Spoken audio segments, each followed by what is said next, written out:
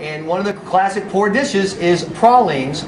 The old line in Louisiana is, when people ask you what's the difference between Cajun and Creole, in technical terms, Creole is the urban folks who migrated to Louisiana.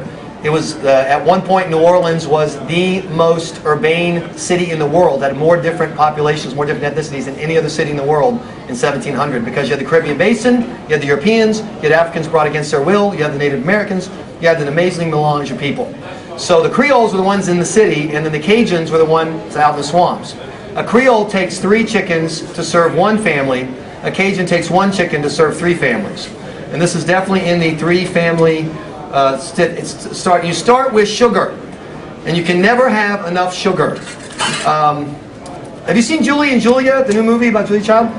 She says you can't have too much butter. She's wrong. You can't have too much butter. You can't have too much sugar. Absolutely not. So you start with 3/4 cup of brown sugar, and you put it right in the pot. I was always nervous when I started making these because I'm like, oh my God, it's hot. I'll put sugar in. It'll burn. Well, you're cooking sugar. That's what you're doing, so it's supposed to.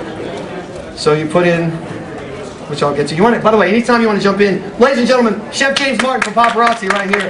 There's your mic right there on screen.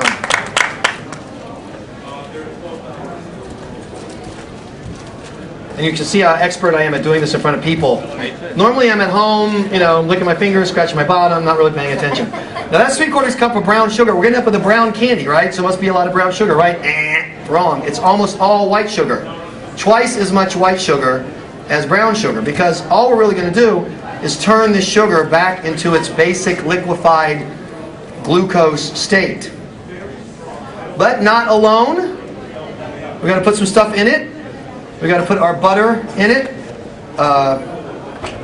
You cut off 2 tablespoons. So however much that, what is that? 6, 7, yeah, that much. This much right here. You cut off 2 tablespoons and you put it in to melt with the sugar. And you only a ½ cup milk. Now, the health experts will tell you, oh, make it milk, make it skim milk, milk's all the same, it doesn't matter, as long as it's white, use soy. BS. Half and half, because I'm trying to be nice. I would use heavy cream. Exactly, I would use heavy cream. I'm trying to be nice. All it takes, ½ cup of milk. So this is only sugar, butter, and cream. That's all it is. So you know it's healthy, good, and good for you. No calories whatsoever. And we're going to bring it to a boil. That's another thing I'll ask you about, Chef James Martin. People are very afraid to use the heat on their oven because they think the heat is their enemy. So they cook cautiously. Do you agree the heat is your enemy? It's never going to come to a boil. You have to watch it. You have to stand. Exactly. So that's what I think. I think people are too busy crackberrying and watching TV. When it's time to cook, it's time to cook. We're going to make roux in a little while, aka Cajun napalm.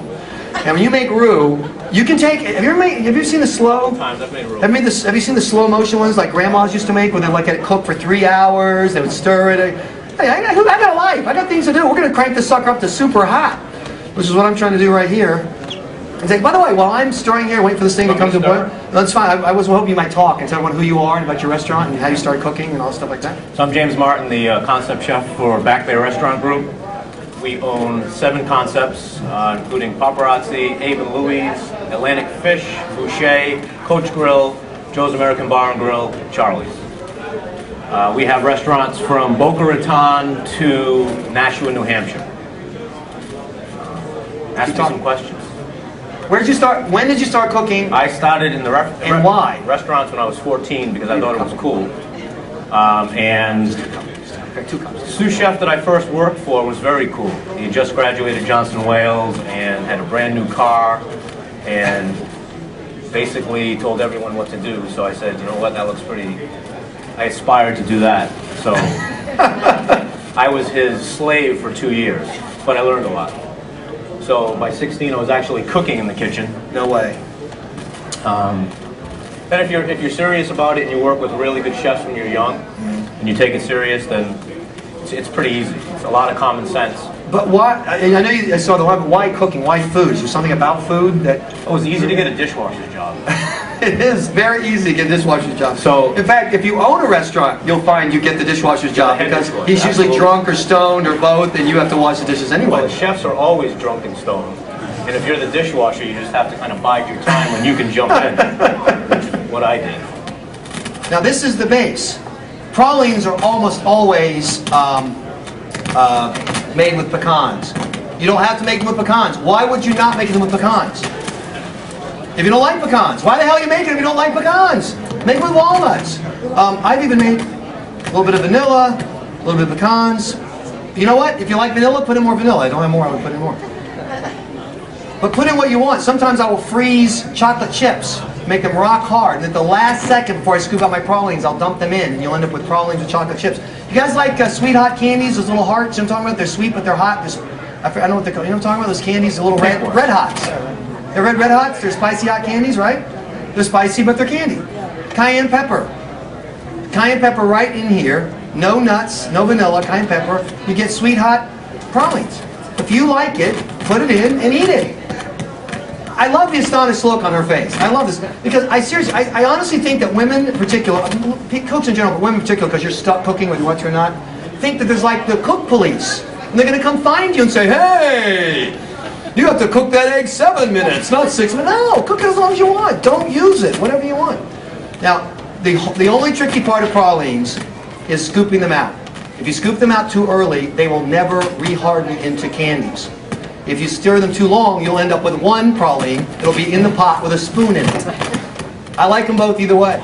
So the time when your pralines are done, and this is the tricky part, is when they start, the pecans start to get suspended in the solution. When they're all always floating right back up to the top, you're not there yet.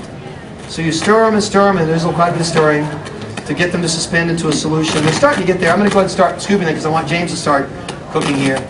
And you won't be able to watch me, but the size of the pecan, the praline is up to you. You can make little tiny ones, you can make big ones, but usually about the size of a tablespoon head. You'll see the ones I take out earlier stay gooier and have a higher sheen. They actually they're the ideal ones. The ones later will start being sugary again. You know how it's like around the edge of your honey jar, you know, it crystallizes? So they'll get a little like that. Still good, but they're not as good.